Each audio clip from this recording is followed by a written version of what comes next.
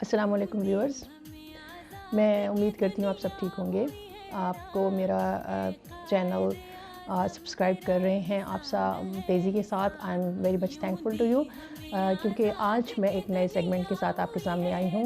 इस चैनल पर अब करंट अफेयर्स के साथ साथ मैं आपको वर्ल्ड की जो बड़ी शख्सियात हैं, नामवर शख्सियात हैं, उनकी लाइफ के इंतहाई दिलचस्प वाक़यात आपको सुनाऊंगी और इस पे वीडियोस जो हैं वो कंटिन्यूसली मैं अपलोड करती रहूँगी।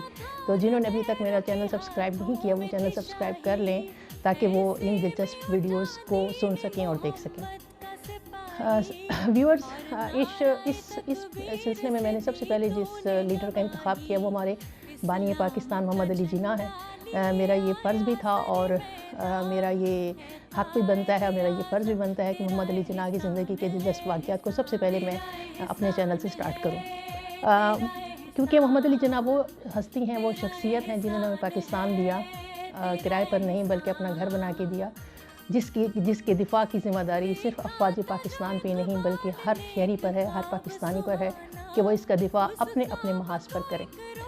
क्योंकि पाकिस्तान वो सरज़मीन है जो हमें 6,96,096 मुरबा किलोमीटर हमें मिला है और हमने परचेज़ नहीं किया। जिस तरह से मालदीव के जो लो लाइंग स्टेट्स हैं जो सतह समंदर से नीचे आ रही हैं और माहौलियाती आलूगी की वजह से उनकी ज़मीन आहिस्ता आहिस्ता समंदर में जा रही है, तो अब वहाँ के बादशाह जो हैं, वहाँ के हुक्मरान जो हैं, इस बात पे परेशान हैं कि हम अपनी शहरियों के लिए कोई जगह हमें देखनी पड़ेगी जहाँ हम इनको ट्रांसफ़र कर सकें, शिफ्ट कर सकें, क्योंकि आहिस्ता आहिस्ता ज़मीन उनके पास मालदीव, जैसे मैं बता सकती हूँ कि मालदीव के बादशाह ने कुछ अर्सा पहले जो है अनाउंसमेंट सुना कि जी वो परेशान है इस बात के ऊपर कि वो अपने शहरियों को कहाँ लेकर जाएंगे और उन्हें इसके लिए कोई जगह लेनी पड़ेगी जहाँ पे वो जाकर इनको आबाद करें, क्योंकि अब आहिस्ता आहिस्ता ज़मीन समंदर के अंदर जा रही है लो लाइंग स्टेट होने की वजह से। तो वहाँ उस वक़्त मेरे ज़हन में ये आया कि अगर मालदीव की तरह हमें भी अगर पाकिस्तान ख़रीदना पड़ता तो क्या मोहम्मद अली जिन्ना जो है वो इस को कर पाते? क्या हिंदुस्तान हमें देने पर रज़ामंद हो जाता या हम अफोर्ड कर सकते थे कि पाकिस्तान को हम ख़रीद सकते? तो इस पाकिस्तान को जो हमें घर के तौर पर मिला है, किराए के घर के तौर पर नहीं बल्कि अपने घर के तौर पर मिला है, तो उस हस्ती की, उस शख्सियत की ज़हानत की हमें जो है वो उसको ट्रिब्यूट पेश करना चाहिए। इसके लिए मैं आज आपको 2 इंतहाई दिलचस्प वाक़यात क़ायद-ए-आज़म की ज़िंदगी के सुनाऊँगी। इसी तरह बाकी वीडियोज़ भी आपके पास आती रहेंगी। आज सबसे पहले जो वाक़या मैं आपको सुनाऊंगी वो मोहम्मद अली जिन्ना की ज़िंदगी का वो वाक़या है कि एक मरतबा क़ायद-ए-आज़म मोहम्मद अली जिन्ना एक तकरीब में शिरकत के लिए गए। वहाँ पर तमाम हिंदुस्तान के सियासी रहनुमा मौजूद थे। तो नेहरू ने मोहम्मद अली जिन्ना से कहा कि जनाब, आप तो फ़र्स्ट क्लास ट्रेन के फ़र्स्ट क्लास डब्बे में सफ़र करते हैं और पूरा डब्बा ही बुक करा लेते हैं। मोहम्मद अली जिन्ना ने कहा कि जी बिल्कुल ऐसा ही है, मैं पूरा डब्बा ही बुक करा लेता हूँ और फर्स्ट क्लास में ही सफ़र करता हूँ, लेकिन आपकी इत्तला के लिए मैं मुस्लिम लीग का फ़ंड इस्तेमाल नहीं करता बल्कि मैं अपनी जेब से इसको खर्च करता हूँ। फिर दूसरी वजह ये उन्होंने कहा कि एक मरतबा मैं ट्रेन में सफ़र कर रहा था, फर्स्ट क्लास के ट्रेन डब्बे में मैं बैठा हुआ था। मेरे सामने की I was alone in that bogie और मेरे सामने की नशिस्त पर थोड़ी देर गुजरी, सफ़र शुरू हुआ और थोड़ी देर गुजरी और सामने की सीट पर एक खातून आकर बैठी और मैं अखबार पढ़ने में मशगूल रहा। मुझे थोड़ी देर बाद महसूस हुआ कि वो खातून कुछ कह रही हैं, तो मैंने गौर किया तो मुझे सुनाई दिया कि वो ये कह रही थी कि मुझे 1,000 रुपये दे दो वरना मैं अभी ज़ंजीर खींच कर ट्रेन रोकूंगी और शोर मचा दूंगी, लोगों को इकट्ठा कर लूँगी। क़ायद-ए-आज़म ने कहा कि मैंने सुनी अनसुनी करते हुए मैं आगे अखबार पढ़ने में मशगूल रहा, मैंने उसकी तरफ कोई तवज्जो नहीं दी। थोड़ी देर बाद खातून ने दोबारा वो मुतालबा दोहराया। जब मैंने फिर भी कोई तवज्जो नहीं की तो वो खातून उठी और मेरे करीब आकर, मेरी नशिस्त के करीब आकर मेरे कंधा हिलाकर कहती हैं, तुम्हें सुनाई नहीं दे रहा कि मैं कह रही हूँ कि मुझे 1,000 रुपये दे दो वरना अभी मैं शोर मचा दूँगी। मोहम्मद अली जिन्ना ने कहा कि मैंने उस वक़्त उस खातून की ये बात सुनते ही कि मुझे सुनाई नहीं देता, तो मैंने कहा मुझे सुनाई नहीं देता। So what are you saying? Just take this paper and pen and write it.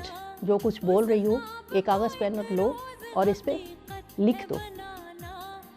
Mohammad Ali Jinnah کہتے ہیں کہ وہ خاتون پیپر اور قلم لے کے اپنے سیٹ پہ چلی گئی اور اس نے وہی چیز لکھ دی جو وہ بول رہی تھی کہ 1000 روپے دے دو ورنہ میں زنجیر کھینچ کے ابھی شور مچا دوں گی، لوگوں کو اکٹھا کر لوں گی۔ وہ اٹھی، لکھ کے آئی اور قائد اعظم کے قریب آئی اور قائد اعظم کو دیا، تو قائد اعظم نے وہ اسٹیٹمنٹ اس کی پڑھی، اس کے بعد اس کو فولڈ کیا اور اپنی پاکٹ میں رکھا، کھڑے ہوئے، ٹرین کی زنجیر کھینچی۔ تھوڑی دیر بعد ٹی ٹی آ گیا، ان کو کہا کہ یہ ان خاتون کا اقرار نامہ ہے، کائنڈلی ان کو یہاں سے لے جائیے۔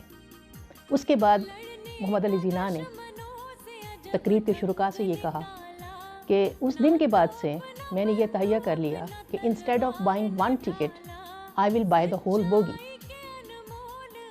Because I don't know my opponents will take any wrong step to defame me, to dishonour me, کہ کوئی بھی میرے مخالفین جو ہیں مجھے ہرانے کے لیے کوئی بھی حربہ استعمال کر سکتے ہیں۔ اس دن سے میں نے یہ سوچا کہ میں ایک ٹکٹ کی بجائے پوری بوگی خرید لوں گا۔ تو دیکھیں کتنی ذہانت سے انہوں نے محمد علی جناح نے جو سچویشن کو ہینڈل کیا۔ ایک اور واقعہ محمد علی جناح کی شخصیت کا، یحییٰ بختیار قائد اعظم محمد علی جناح کے ساتھیوں میں سے تھے۔ ایک مرتبہ وہ محمد علی جناح کے پاس آئے کچھ تصاویر لینے کے لیے جو انہوں نے میڈیا میں دینی تھی۔ جب وہ اسٹڈی روم میں آئے تو محمد علی جناح جو تھے وہ ایک حدیث مبارکہ کی کتاب پڑھ رہے تھے۔ یحییٰ بختیار نے جب کتاب دیکھی ہاتھ میں تو ان کے ذہن میں ایک دم سے یہ خیال آیا کہ کیوں نہ میں محمد علی جناح کی تصویر اس طرح سے لوں کہ یہ کتاب بھی اس تصویر میں آ جائے۔ ان کے پس منظر میں ذہن میں یہ تھا کہ کیونکہ لوگ ان کے بارے میں یہ کہتے ہیں، سوچتے ہیں کہ یہ انگریز ہے، انگریزی لباس پہنتا ہے، انگریزی زبان بولتا ہے، انگریزی کھانے پسند کرتا ہے، way of living, way of talking, everything is English, so he doesn't have any connection with the religion, with the Islam and with these all religious books۔ تو میں یہ چاہتا ہوں کہ لوگوں کے پاس یہ کتاب کی جو تصویر ہے یہ ساتھ جائے تاکہ یہ لوگوں کو پتہ چلے کہ محمد علی جناح اپنے مطالعے میں ان کتابوں کو بھی شامل رکھتے ہیں۔ یحییٰ بختیار یہ سوچ رہے تھے اور محمد علی جناح کے ذہن میں نے بھانپ لیا کہ یحییٰ بختیار کیا چاہ رہا ہے، تو محمد علی جناح نے وہ کتاب اٹھائی، اپنے ہاتھ سے انہوں نے دور کر دی، اپنے سے دور کر دی کتاب، اور بختیار سے کہا، بختیار میں نہیں چاہتا کہ میں اتنی مقدس کتاب کو اپنی شہرت کا ذریعہ بناؤں۔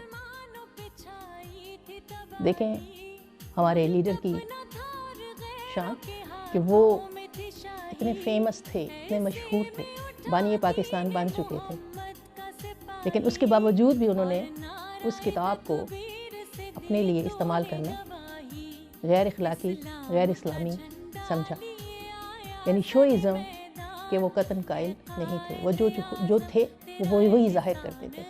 انشاءاللہ نیکسٹ ویڈیو میں 2 مزید ایونٹس آپ کو بہت ہی دلچسپ سناؤں گی۔